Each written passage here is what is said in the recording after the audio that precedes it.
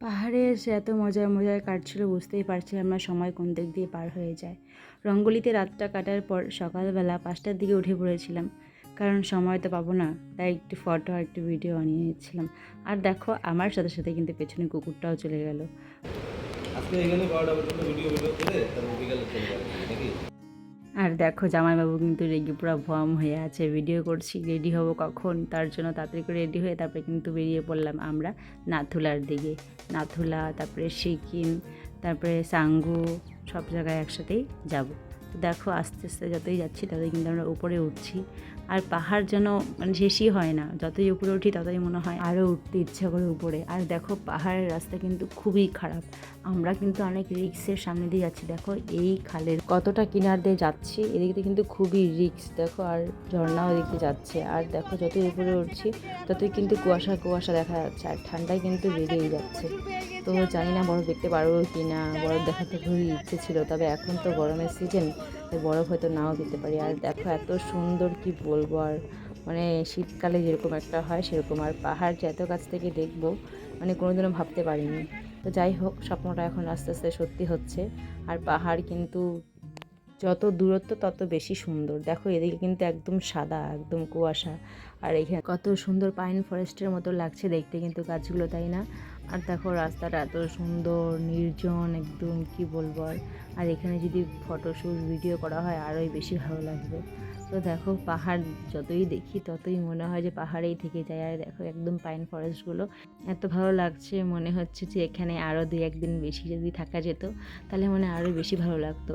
আর দেখো আমরা কিন্তু এখন এখানে একটু থেমেছি, এখানে একটু ফটো শটো তোলা হবে আর টয়লেট করা হবে, তার জন্য আমরা কিন্তু এখানে রেডি হয়ে গিয়েছি। আর দেখো এই জায়গাটা কিন্তু অনেকেই এসেছে, অনেকেই পোজ দিচ্ছে কি আর দেখো এত সুন্দর লাগছে, কতটা উচ্চতা আমরা উঠেছি তোমরা ভাবতে পারছো।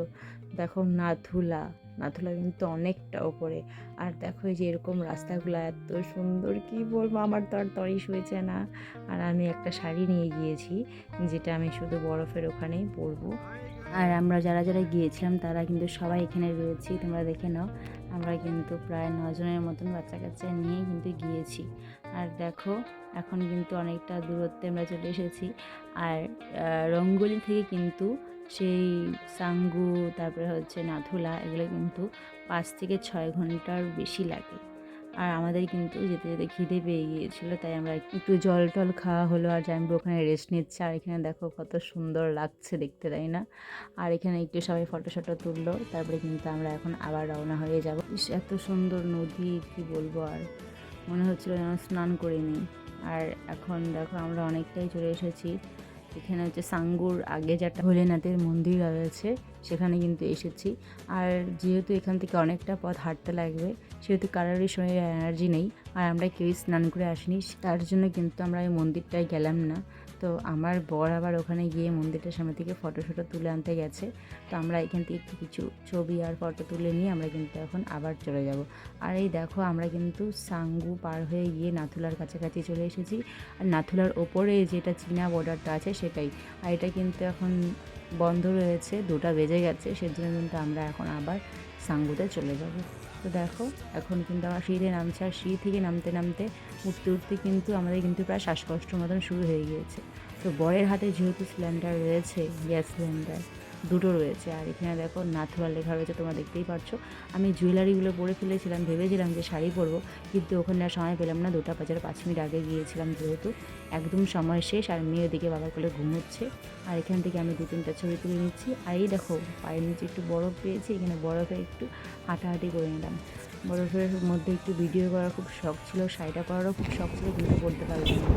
তো বরফ তোলার পিছনে তুলে রেখে তখন আমরা আবার চলে গেলাম সাঙ্গুর দিকে। দেখো এটা হচ্ছে সাঙ্গু, এইটা হচ্ছে জানুয়ারি ফেব্রুয়ারি মাসে আসলে পরে এখানে কিন্তু প্রচুর বরফে সাদা হয়ে থাকে। আর দেখো এখানে কিন্তু ইয়াকে কিন্তু মেয়েকে আর কিন্তু ভাগনাকে উঠিয়ে দিয়েছে, ওদের একটু ফটো তুলেছে, তাতেই ওদের 100 টাকা করে নিয়েছে। আর টাটা সাঙ্গু, টাটা নাথুলা, আমরা আবার এখন শিলিগুড়ির দিকে রওনা দিয়ে দেবো। আজকে আমরা একটু গ্যাংটকের এখানেই থেকে যাব, আর কালকে সকালে কিন্তু আমরা শিলিগুড়ি। আর এখন দেখো এত খিদে পেয়েছিল আমাদের, খেয়ে দিয়ে সবারই প্লেট ফাঁকা। আর এখন আমরা চলে যাচ্ছি গ্যাংটকের একটু নিচে, হোটেল রৌনকের এখানে কিন্তু চলে এসেছি। আর এখানে এখন আমরা একটু রেস্ট নিয়ে আবার সন্ধ্যার পরে কিন্তু আমরা বেরিয়ে পড়বো। আর দেখো এটা আমাদের রুমের মধ্যে কিন্তু টিভি রয়েছে, এই যে ড্রেসিং টেবিল, খাট, আর এখানে কিন্তু আলমারিও রয়েছে, আর এখানে চেয়ার টেবিল রয়েছে। আর দেখো জানালা দিয়ে কিন্তু খুব সুন্দর একটা ভিউ পয়েন্ট দেখা যাচ্ছিলো। আর এখন দেখো আমরা রেস্ট নিয়ে রেডি হয়ে কিন্তু আমরা আবার চলে এসেছি গ্যাংটকের এখানে। আর এখানে কিন্তু লালবাজার বলে একটা মার্কেট আছে, দেখো তোমরা কারা কারা এসেছো। এটা নাকি একদম লন্ডনের মতন। দেখো আমরা এতটা সিঁড়ির উপরে উঠেছি কি বলবো। তারপরে ওখান থেকে এসে আমরা ড্রেস চেঞ্জ করে তারপরে কিন্তু আমরা ডিনার সেরে নিচ্ছি।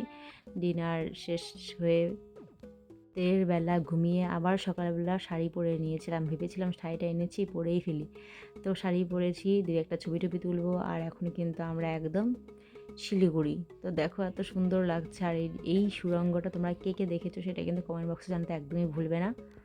আর দেখো এত ফটো এত ভিডিও কোথায় যে রাখবো আমি জানি না, তাও যতটুকু পারছি ক্যাপচার করে তোমাদের দেখাচ্ছি। আর বাড়িগুলো যে কীভাবে করেছে এই নদীর ধারে, এই উঁচু নিচু জায়গা, এত সুন্দর সুন্দর বাড়ি। আর দেখো এটা কিন্তু সেবকের ব্রিজটা আমরা পার করলাম, আমরা কিন্তু গাজলডোবা হয়ে শিলিগুড়ি ঢুকবো। আর দেখো বানরগুলো, এতগুলো বানর কি বলবো। আর এখানে কলা দিচ্ছিল, সবাই কিন্তু ওরা খাচ্ছিল। এখন কিন্তু আমরা গাজলডোবার অনেকটা কাছাকাছি চলে এসেছি। আর একটা ট্রেন যাচ্ছে, এখানে চাপাতি বাগানে কয়েকটা ছবি ভিডিও তুলে ফেলেছি। আর এই যে দেখো গাজলডোবার ব্রিজ, মানে গাজলডোবা নয়, গাজলডোবার কাছাকাছি ব্রিজ। আর এখানে যে আমরা কোন একটা মন্দিরে এসেছিলাম, মন্দিরটার নাম আমি একটা ভালো করে জানি না, তবে এসেছি। এই মন্দিরটাও এখন কিন্তু বন্ধ হয়ে যাবে, আমরা তাড়াতাড়ি করে বেরিয়ে পড়েছি। তোমরা যদি এই মন্দিরটার নাম জেনে থাকো তাহলে কমেন্ট করো। আর এই যে দেখো গাজলডোবার ব্রিজটা আমরা পার করে ফেললাম।